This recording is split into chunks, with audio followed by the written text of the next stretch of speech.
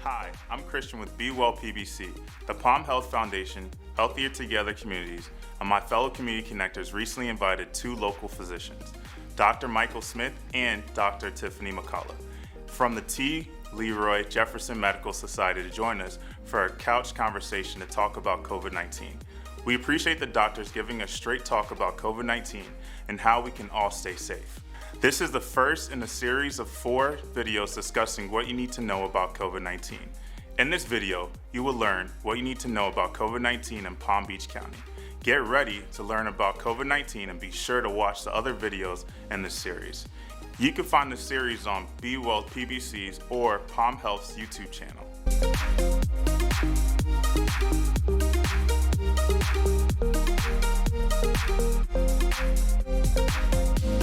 The state of COVID right now in Palm Beach, in our Palm Beach County communities? The number of cases and deaths have actually been going up and down over the months, but we've started to see a slight trend in the number of cases and deaths that have dropped a little bit. In terms of, age distribution, most of the cases of COVID-19 are between the ages of 15 and 64, with the most number of cases between those who are 25 and 34. Right now, the latest ticker for Palm Beach County is 1 million, well, for Florida, 1,921,548, and hospitalizations at 81,000 and deaths at 31,948. So we really, all of those are numbers that sometimes those numbers mean something to people who are more familiar with them. But the short answer really is that we are not out of the woods yet. It's very scary for me and disheartening for me when I see people in the streets, particularly on the weekends, dining at restaurants, wearing no mask, as though the pandemic is over. I understand the fatigue. I've been on several panel discussions about pandemic fatigue, but it's really important to stress to you that no matter how tired of the pandemic you may be, the virus is never tired of you. And the virus is always looking for a host. So we are in a much better place now. We've had the vaccines from Pfizer and Moderna out for about a couple of months now. But unfortunately, folks who are not really familiar with the science, and particularly the science of public health, they think that, or they behave in such that, oh, well, the vaccine is out, now I can return to normal life. That couldn't be further from the truth. The vaccines just came out, folks. The vaccines just came out. Even if you are fully vaccinated, I disagree with the CDC putting out the recommendations to visit family members or visit neighbors next door if you've been fully vaccinated. It is too soon. We still don't know about the transmissibility. We don't know if the vaccine provide protection against transmission. So, and I think they are yielding to societal pressure or even politics by releasing such a statement. It's too early for that. We just don't know yet. And I tend to, whenever I'm dealing with, issues on the health of the public, I always err on the side of caution. Like I said, the vaccines just came out. We still need to continue to mask. We need to continue to social distance. We need to continue to wash our hands as soon as we get back in from being out in the public. And if you are out in the public throughout the day, you need to constantly wash your hands every chance you get. In my sense, we need to see more. we're not in a place yet where enough of the population has been vaccinated before we can just start trying to get back to normal. My feeling is that if we can get enough of the population vaccinated by the end of the summer, perhaps by the end of July, we're going to be in a much better place. But that all depends on society. Anyone who studies public health history knows that any pandemic or epidemic is based on the behavior of society, how people respond to it. Now, over the centuries, or over the centuries, man has responded to those who understood when a plague came into the village or came into the town. People tend to respond, they listen to whatever type of scientists they had at that time. Unfortunately, over the past few years, with the intervention of politicians who frankly don't know what they're talking about, people have lost confidence in science and have been doing their own thing and yielding to pseudoscience. The fact of the matter is, you need to listen to the science. If we can get society to comply with the behaviors of social distancing, masking, getting their vaccinations, we're going to be in a much better place by the end of the summer. As I've told colleagues at the College of Medicine, based on the current trajectory, and if we can get society to continue in the direction of everyone getting their vaccinations as quickly as possible, I believe that we will be at the beginning stages of returning to some sense of normalcy by late December. That is what I see right now. Now, of course, that can change if society decides to not comply. But I think with Johnson & Johnson one-shot vaccine coming online, I think that we're going to see a tremendous change in the prevalence of cases and a downward change in the number of deaths associated with COVID-19. The biggest thing that I can say is that during this time period, because I have been practicing so long, similar to what Dr. Smith was saying, I've seen several pandemics. I worked during H1N1. I worked during the first SARS. I was actively taking care of patients during MARS. We had measles outbreaks in New York City. And I can 100% on the clinical aspect attest to what he is saying, which is the public makes the difference. We really do. So it's really all of us, because if we do the right thing, we are able to continue this downward trend that we're seeing now. And if we're not able to do that, unfortunately, we give the virus additional room to spread. So if you want to think of each person almost like a potential vector. So if you have a room full of 100 people, I know there have been so many models out now that I'm sure many people have seen it, but if you haven't, try to imagine what I'm saying now. So just a room full of 100 different dots, almost like a checkerboard or something. And you have one dot that is infected. And if that one dot jumps to the next dot, so that every dot around it then technically becomes infected, right? And if you wait a couple of days and every dot around the outside rim becomes infected, and it goes on like that. But let's change the dynamic. Let's change the story. If that center dot that's infected, if every dot around that center dot is vaccinated, then they don't get the infection, right? So they will be exposed, but they have been vaccinated, meaning that they will develop an immune response and be able to knock that virus down so it doesn't kind of take hold of their body. So then theoretically, they're not spreading it, especially not as long, to the next rim around that circle. I hope that people can see what I'm trying to say in their minds.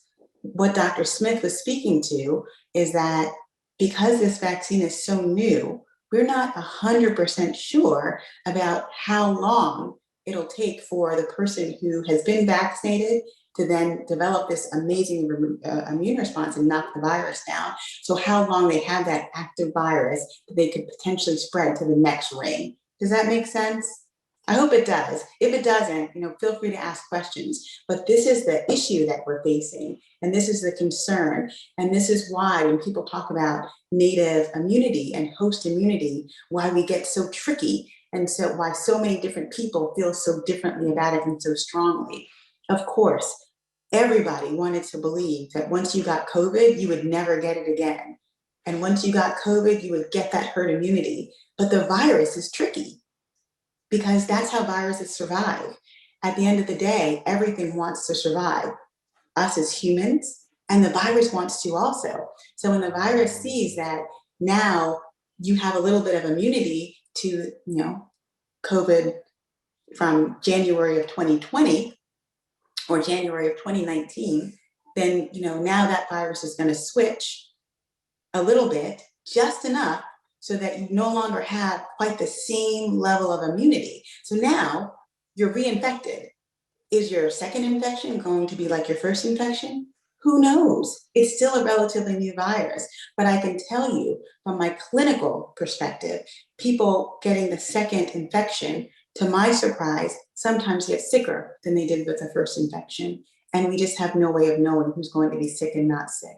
So that's my start, and I'm going to back off, and I'm here to answer any questions. But just we stress the importance of vaccination. We stress the importance of keeping clean, washing your hands, keeping covered, wearing a mask, keeping clear, staying away from people. So not being the people around that center person.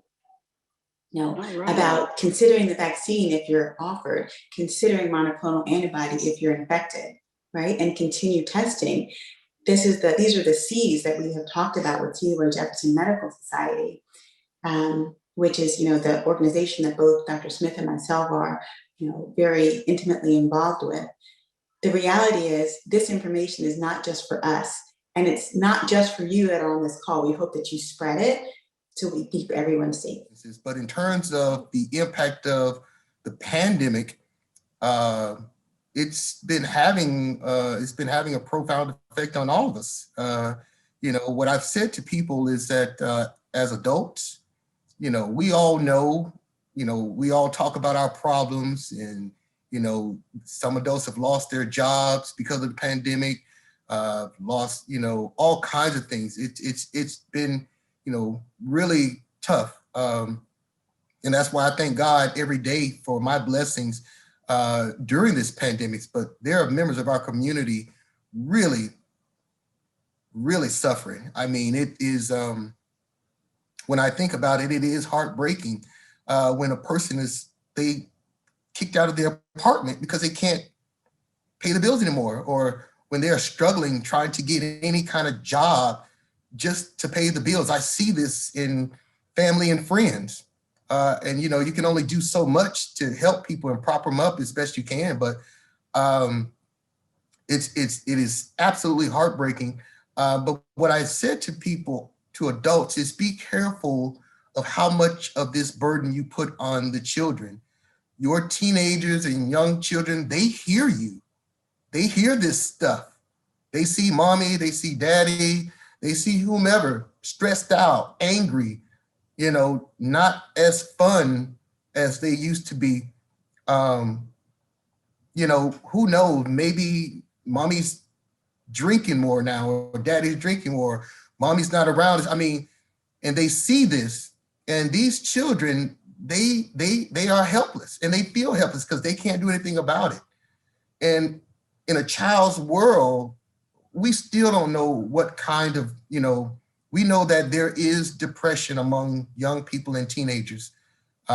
We know that some teenagers, because of the social isolation that they've been experiencing with virtual homeschooling, not being able to fraternize with their friends, that there's been a great deal of mental health problems with that.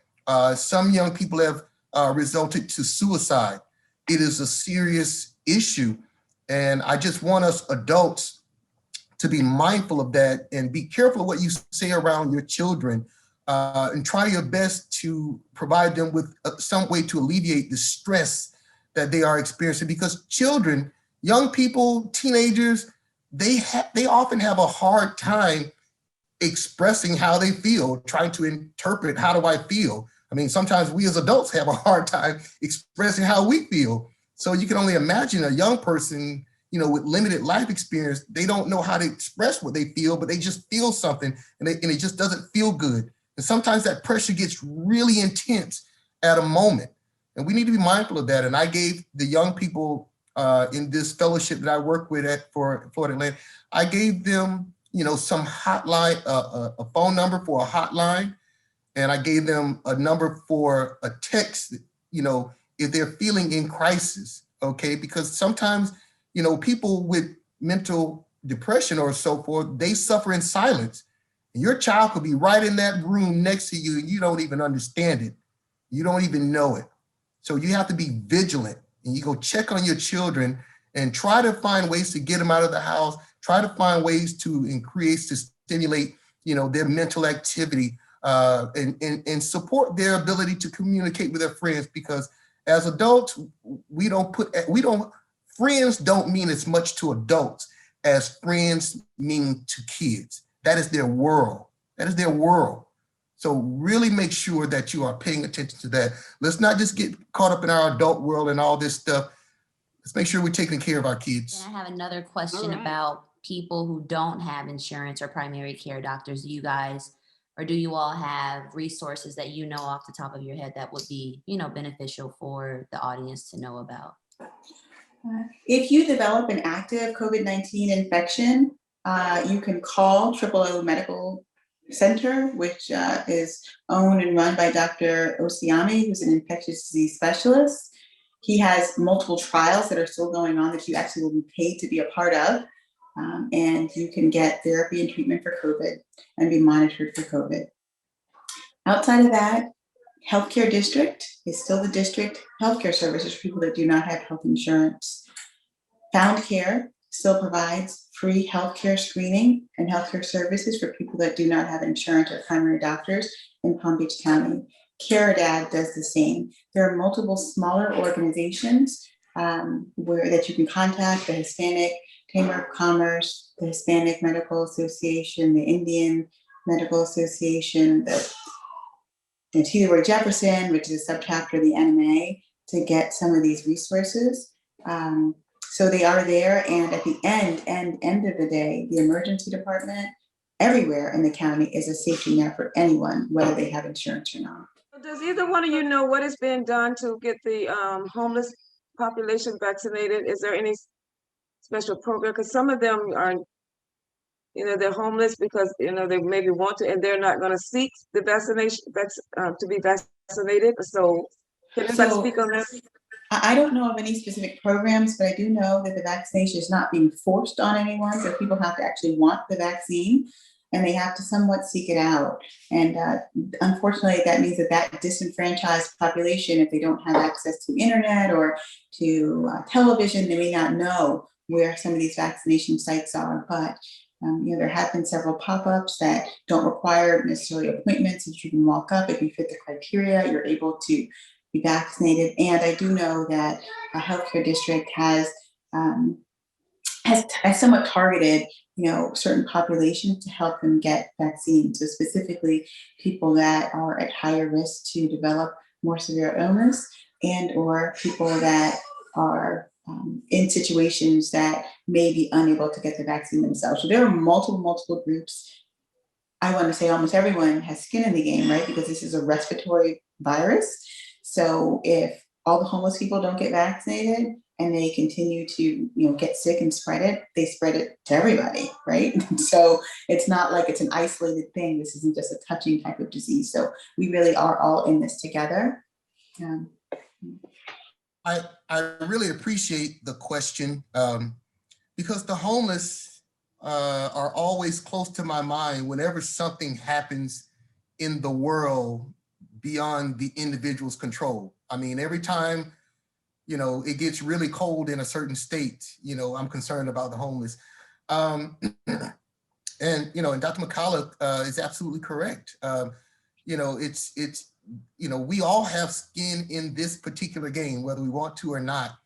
And the homeless population they are always going to be the last population to receive any kind of treatment, whether it be just traditional healthcare, and of course, they are going to be the last group to receive treatment for this virus. So for those people who live in cities that have a high population of homeless, beware. Okay, places like New Orleans, folks, we love to go to New Orleans, but they have a lot of homeless in New Orleans. Places like San Diego, all right, areas of New York, Atlanta, areas of Atlanta. California. Beware. Well, wherever it is, beware, because if you are not fully protected, sometimes those people can be in proximity and you don't realize it.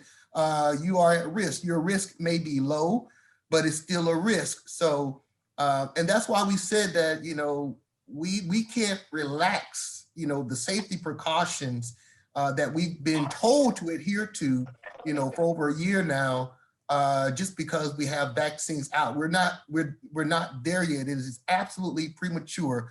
What the governor in Texas is doing, it is perhaps the epitome of idiocy.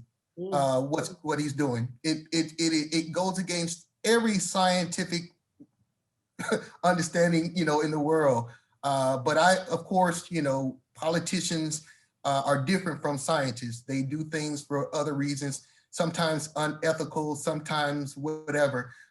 We've just experienced, come out of 4 years of an administration that seemed to have an adversarial relationship with science. So be careful and be cautious, and as as Mr. Hammond said earlier, be smart and protect yourself. But I too don't know of any specific programs for the homeless, but in truth, that is really not surprising. Right now, we're still trying to work out programs to get the general population inoculated. So to think that there's a program for the homeless right now is not realistic. Hopefully there will be. I hope that's on this administration's agenda to provide, mobile vaccination vehicles and so forth for the homeless and give them incentives to get vaccinated, maybe offer them a few dollars to get vaccinated because it benefits all of us for them to be vaccinated. I hope that's part of the plan moving forward. Thank you for joining us for Let's Talk COVID-19. For more information, please be sure to watch the other videos in this series and visit the Leroy Jefferson Medical Society website.